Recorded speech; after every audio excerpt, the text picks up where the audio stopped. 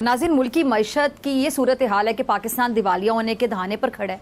रुपया रोज अपनी कदर खो रहा है। पाकिस्तानी कौम रोज कर्जे के बोझ तले दबती जा रही है। एक्सपोर्ट मनफी हो गई है। आलमी इदारों ने पाकिस्तान की रेटिंग्स मनफी कर दी हैं।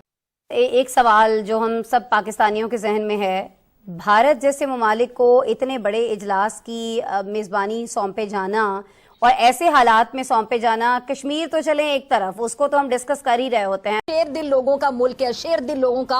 आज लग ये रहा है कि इस पर हुकूमत करने वालों के दिल और दिमाग दोनों ही गीदड़ के हैं। ऐसा महसूस हो रहा है कि हम एक ऐसी बंद गली में आकर खड़े हो गए हैं कि जहां पर किसी किस्म का कोई सोल्यूशन नजर नहीं आ रहा, क्योंकि जितने भी फरीक हैं वो सब के सब अपने स्टैंड पर डटे हुए हैं।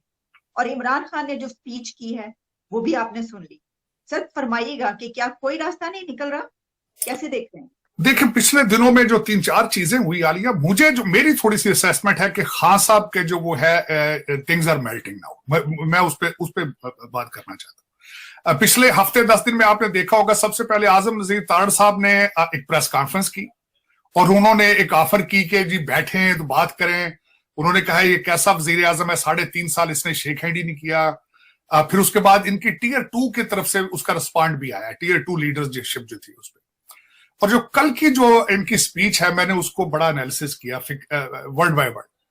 कल भी उन्होंने 2-4 चीजें जो बड़े खुल के सामने रखी। एक तो उन्होंने इसमें एक चीज उन्होंने अपने सुनने वालों को बावर कराया है कि अब वो मुझे आने नहीं देते। बल्कि उन्होंने कहा है कि एस्टेब्लिशमेंट ने मेरे नाम के ऊपर क्रॉस लगा दिया है, लेकिन साथ उन्होंने क्वेश्चन करने की कोशिश की कि इनके पास फार्मूला कोई नहीं है, मेरे पास फार्मूला है। ये सारी चीजें अगर इनको 2-2-4 को जमा करें तो आपको ये नजर आता है कि he is on a back foot. जो सबसे ज्यादा नुकसान खान साहब ने आज तक जो पाकिस्तान को पहुंचाया है, उसका सबसे बड़ा जो मैं एलिमेंट कहूंगा कि अदलिया और एस्टेब्लिशमेंट बिल्कुल एक दूसरे के सामने है। क्या कल को खान साहब अगर प्राइम मिनिस्टर बनते हैं तो नया आर्मी चीफ लेकर आएंगे? ये आर्मी को किस तरह हैंडल करेंगे? Army is a main institution, जिस एक आपकी फेडरेशन की एक अलामत है इस वक्त आर्मी। आपका सर्वाइवल, बल्कि मैं समझता हूं it is in the hand of the army. तो इन्होंने जो एक रवश शुरू कर दी है, मैं एक बात ये जरूर कहूंगा, इस वक्त आलिया लोगों को गुस्सा है। इस वक्त नून लीग भी जो है आर्मी से खुश नहीं है, क्योंकि उन्हें भी 2018 में जिस तरीके से निकाला गया था, लोगों के अंदर एंगर है, गुस्सा है आर्मी के खिलाफ। लेकिन उसको खान साहब एक ऐसी स्टेज पर ले जा चुके हैं कि अब सर्वाइवल का मैटर है। देखें, आर्मी के ऊपर गिले होना एक अलग बात है, लेकिन उनके खिलाफ हालते जंग में जाना एक अलग बात है। लेकिन खान साहब इस वक्त पूरी कौम को हालते जंग में लेके जा चुके हैं, which is a very dangerous scenario for Pakistan. हमारा तो मुल्क के अंदर तो आटा नहीं मिल रहा, स्पॉन्सर किस चीज से करना? अब हमने वो स्पॉन्सर तो फिर किसी चीज से होता है, या फिर हो सकता है डॉलर किसी चीज से मिलते हो तो वो स्पॉन्सर की जाती है। कल को इंटरनेशनल कम्युनिटी कह सकती है कि आपके पास न्यूक्लियर वेपन रखने का भी कुछ जो है वो राइट नहीं है। एक मेरे ख्याल में इज्जत तो इनकी पहले भी कोई नहीं थी, क्योंकि 136वां नंबर था पूरी दुनिया में। इज्जत तो पहले भी कोई इतनी खास नहीं थी। अब जिस तरीके से ये डिवाइड हो चुके हैं, जिस तरीके से पाकिस्तान के अंदरूनी हालात हैं, मेरा जवाब है भारत के लोग जो कहते हैं दहशतगर्दी स्पॉन्सर, रोटी खाने दी कोई नहीं, उन्होंने जहर लैंड दे पैसे कोई नहीं। दहशतगर्दी किस तरह स्पॉन्सर करेंगे? अपने मुल्क को दहशतगर्दी से नहीं बचा पा रहे हैं तो आप कहते हैं आपके मुल्क में दहशतगर्दी स्पॉन्सर करेंगे। हाँ, शरारतन कर लें तो अलग बात है। ये कोई ऐसे, मैं ये भी नहीं कहता कि हो सकता है कि उन्होंने अपने बिजनेस प्लान में से वो एलिमेंट ही निकाल दिया हो। अजीत दोवल साहब ने भी कोई रिसर्च की होगी, ultimately he is in charge of the intelligence.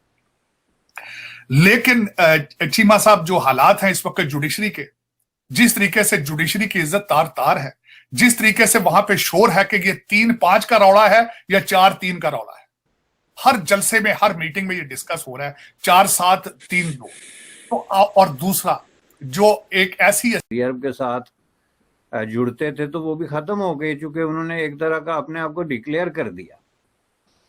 चूंकि डिक्लेयर करने का मतलब ये है कि जब आप इंटेलिजेंस की सतह पे आप इंफॉर्मेशन एक्सचेंज करते हैं या आप कलेक्टिव उसको कॉम्बैट कलेक्टिवली करने का ऐलान करते हैं, तो इसका मतलब ये है कि एक ख़ास एजेंडे पे आपका एक ख़ास मौक़िफ़ है।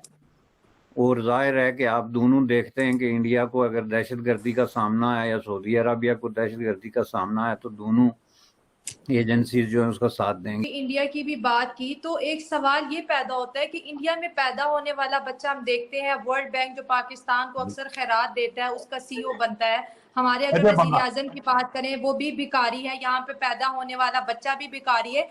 तो उस देश में पैदा होने वाले बच्चे और इस देश में पैदा होने वाले बच्चों की इज्जत यहाँ पर तो मैं कहती हूँ हम क्या मुंह लेके जाएंगे। जो वीजेज लगते हैं वहां पर पाकिस्तानियों के लिए और कानून है, दूसरे मुल्कों के लिए और कानून है। हमारे लिए इस मुल्क में पैदा होना क्या हमारे लिए कोई मुश्किल की बात है? क्या फ्यूचर है हमारा? मुझे तो इस चीज की समझ नहीं आई। मैं सारी बता देता हूँ। उसमें ये जो आपने मुझे क्वेश्चन किया, ये मेरा बड़ा फेवरेट क्वेश्चन है। उसकी वजह ये है कि मैं भारत एक तो जाता भी बहुत हूँ, मैं तकरीबन हर दूसरे तीसरे साल जाता हूँ। मेरा बिजनेस पार्टनर है वो भी भारतीय, और मेरा बड़ी एसोसिएशन है भारत के साथ में, और 24 घंटे मेरा समझ लें कि मेरा इस पे नजर होती है कि भारत में क्या हो रहा है, हम कहाँ जा रहे हैं। और मैंने कई जगह प्रोग्रामों पे कहा है कि मैं हाथ जोड़ता हूं हर पाकिस्तानी बच्चे को, खुदारा भारतीय चैनलों पे भारत की खबरें सुना करो, शायद तुम्हारा जमीर जाग जाए कि वो किस तरह तरक्की कर रहे हैं। बहुत जरूरी है। वो फिल्मां नाल नहीं रहा, बॉलीवुड दियां नाल नहीं है तुम्हारी तरक्की होनी, वहां भी खबरें उनकी पढ़ो। मैं बताना चाहता हूं कि उसकी तरक्की का सीक्रेट क्या है। मैं आज की हिस्ट्री थोड़ी सी बताना चाहूंगा। कई लोग जज्बाती होकर इस चीज पे उसको नेगेटिव भी ले जाते हैं, मैं इसको नेगेटिव सेंस में नहीं कह रहा हूं। मैं जब पंजाब यूनिवर्सिटी में पढ़ता था, ये बात है 1984 की। 84 में 80s में आप कर लें, 1980 के लगभग पाकिस्तानी ₹1 के भारतीय ₹2 होते थे। इस पे नरसिम्हा राव, मनमोहन सिंह, मोरारजी देसाई और इस तरह के लोग आए जिन्होंने भारत को खोला, उनकी ट्रेड को खोला। सबसे बड़ा सीक्रेट भारत की तरक्की का उनकी एजुकेशनल इंस्टीट्यूशन से, उनका क्वालिटी ऑफ एजुकेशन जी सबसे बड़ा सीक्रेट। आज भी जो इंस्टीट्यूट ऑफ टेक्नोलॉजी है, इंस्टीट्यूट ऑफ टेक्नोलॉजी भारत के अंदर जो है, इंडियन इंस्टीट्यूट ऑफ, उसकी टक्कर कहते हैं यहाँ पे MIT, Massachusetts institute of technology